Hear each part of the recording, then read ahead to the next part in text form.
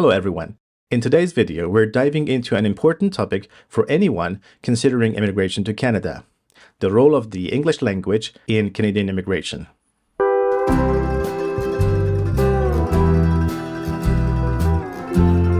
Moving to Canada is a dream for many, but navigating the immigration process can be complex. One crucial aspect: your English skills. In Canada, they use the Canadian Language Benchmarks, CLB, to assess language proficiency.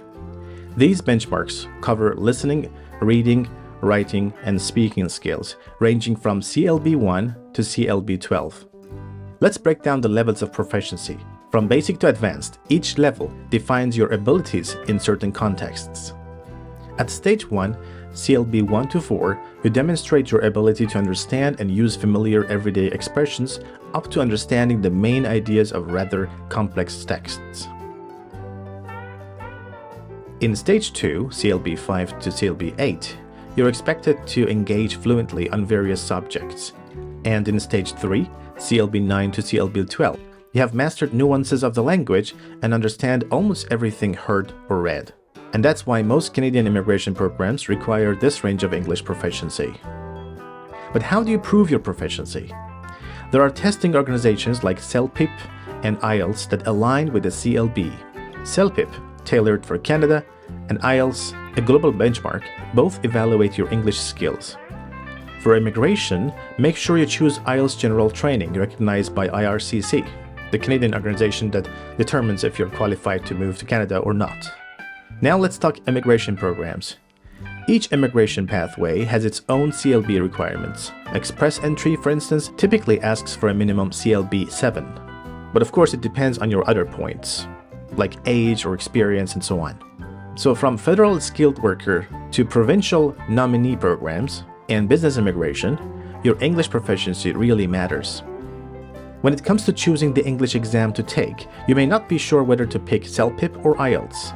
Well, the key difference is that CELPIP is Canada-specific, while IELTS is recognized globally.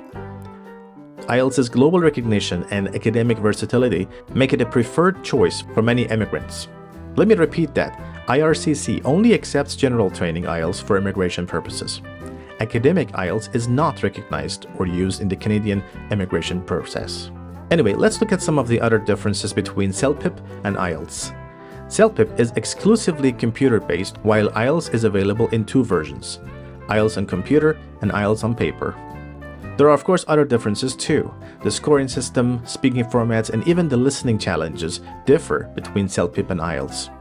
In CELPIP, the scores range from 1 to 12 for each module, while in IELTS they range from 1 to 9. The speaking in CELPIP is conducted entirely on the computer, while IELTS examiners test your speaking in a face-to-face interview.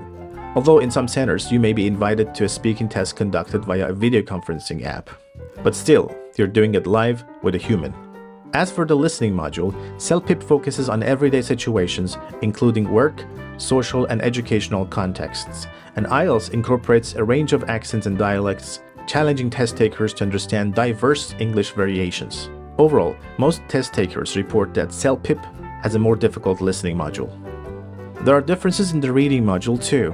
In CELPIP, reading and writing tasks are designed to reflect real-life situations, such as interpreting emails or crafting responses, but in IELTS, reading and writing tasks vary for the academic and general training versions.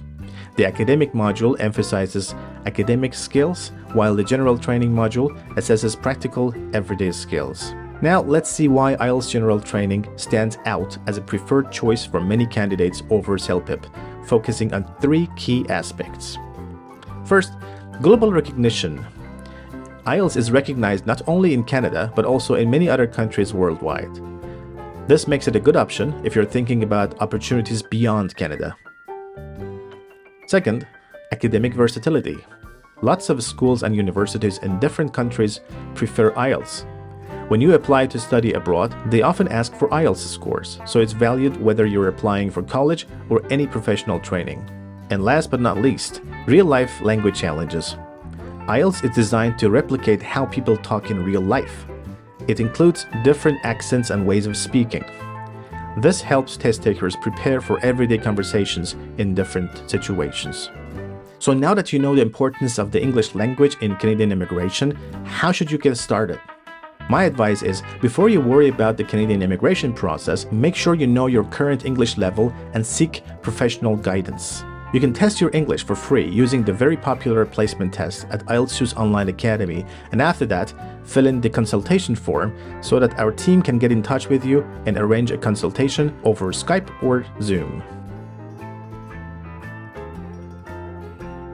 Thank you for watching this video. If you found something useful in it, don't forget to like, share, and subscribe for more content like this. Until next time, goodbye.